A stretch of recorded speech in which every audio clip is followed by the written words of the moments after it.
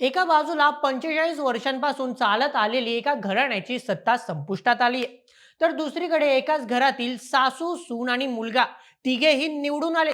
धुळे महानगरपालिकेचा निकाल नुसता निकाल नाही, तर एक पॉलिटिकल थ्रिलर ठरलाय. भाजपचा 50 जागांचा आकडा असो किंवा अवघ्या 28 मतांनी झालेला विजय, या व्हिडिओमध्ये आपण धुळ्याच्या राजकारणातील बिग पिक्चर पाहणार आहोत.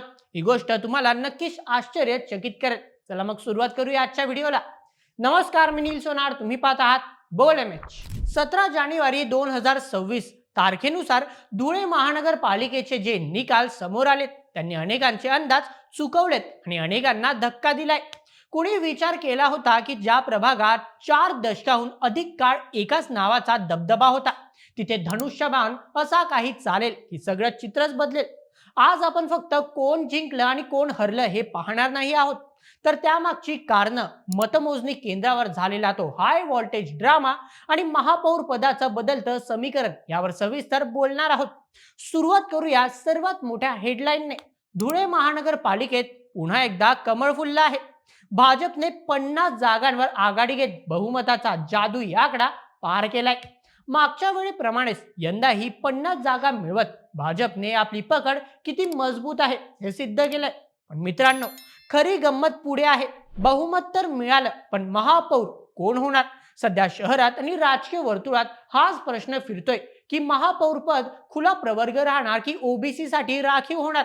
जर हे पद खुल्या प्रवर्गासाठी सुटलं तर अनेक दिग्गजांची लॉटरी लागेल, पण आरक्षण बदललं तर मात्र समीकरण फिरतील.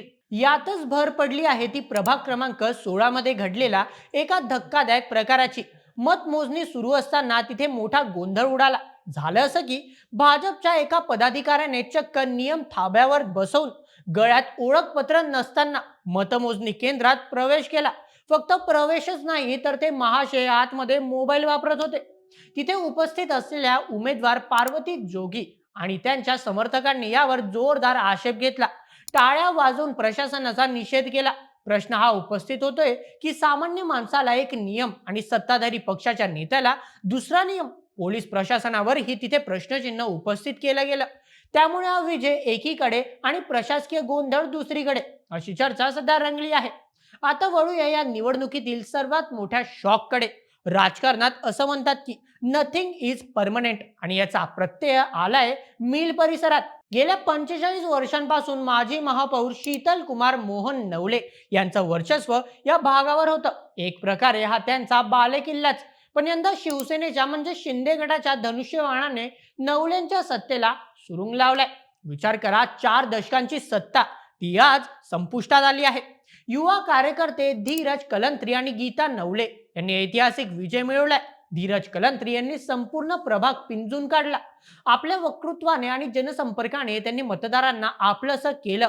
मोहन नवले यांचे सुपुत्र शीतल कुमार नवले आणि धाकटे बंधू रावण नवले यांच्या सूनबाई अशा दिग्गजांचा पराभवाचा सामना करावा लागला. तसेच दुसरीकडे एक इंटरेस्टिंग गोष्ट घडली. या निवडणुकीत सर्वात तरुण नगरसेवक आणि सर्वात ज्येष्ठ नगरसेवक असे दोन्ही विक्रम भाजपच्या नावावर गेले.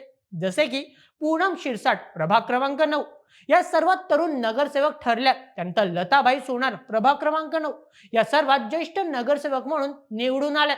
म्हणजेच मतदारांनी तरुणाईचा जोश आणि ज्येष्ठांचा अनुभव दोन्हींना पसंती दिली आहे. पण काँग्रेसचा विचार केला तर त्यांचा आलेख शून्यावर आलाय. ही त्यांच्यासाठी चिंतेची बाब आहे. आता जी गोष्ट मी तुम्हाला सांगणार आहे ती क्वचितच पाहायला मिळते. धुळे शहरात एक नवीन इतिहास रचला गेलाय. एकाच कुटुंबातील 3 सदस्य एकाच वेळी महापालिकेत निवडून गेले. होय, तुम्ही बरोबर ऐकलं. भाजपच्या तिकिटावर लढणारे परदेशी कुटुंब. सर्वप्रथम मायादेवी परदेशी प्रभाग 11 मधून विजयी. त्यानंतर त्यांच्या सूनबाई चित्रलेखा परदेशी प्रभाग 18 मधून विजयी. त्यांचा मुलगा धीरज परदेशी प्रभाग 16 मधून विजयी. सासू, सून आणि मुलगा तिघेही आता एकाच सभागृहात नगरसेवक म्हणून बसणार आहेत. एकाच घरातून 3 नगरसेवक असण्याची ही शहरातील पहिलीच वेळ असावी, आणि त्यामुळे सध्या शहरात यांची चर्चा आहे. पण हे विजय इतके सोपे नव्हते बरं का. काही ठिकाणी अक्षरशः नखाला नख घासले गेले. चला थोडं सविस्तर सांगतो. सर्वप्रथम प्रभाग 18चा थरार. चित्रलेखा परदेशी यांनी शिवसेनेच्या मंगला सोनवणे यांचा अवघ्या 28 मतांनी पराभव केला. विचार करा, फक्त 28 मत. एका क्रिकेट मॅच सारखा थरार होता. त्यानंतर द्वितीय प्रभाग 6 ची लढत.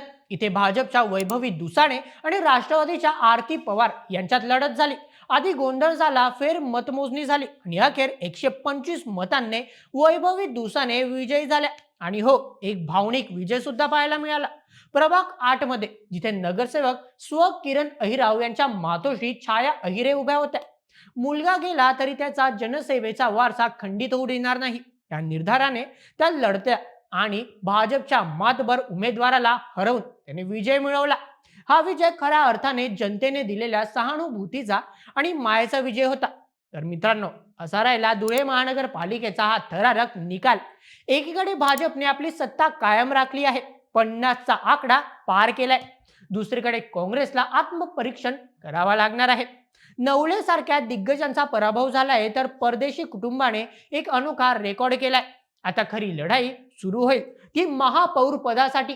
नवीन महापौर कोण होणार, भाजप कोणाला संधी देणार, हे पाहणं औत्सुकताचं ठरेल. मला काय वाटतं, धुळ्याच्या विकासासाठी महापौर पद कोणाकडे जायला हवं आणि एकाच कुटुंबातील 3 नगरसेवक याबद्दल तुमचं मत काय आहे हे आम्हाला कमेंटमध्ये नक्की सांगा. आणि अशाच व्हिडिओसाठी सबस्क्राईब करा बोल MH आपल्या युट्यूब चॅनलला. धन्यवाद.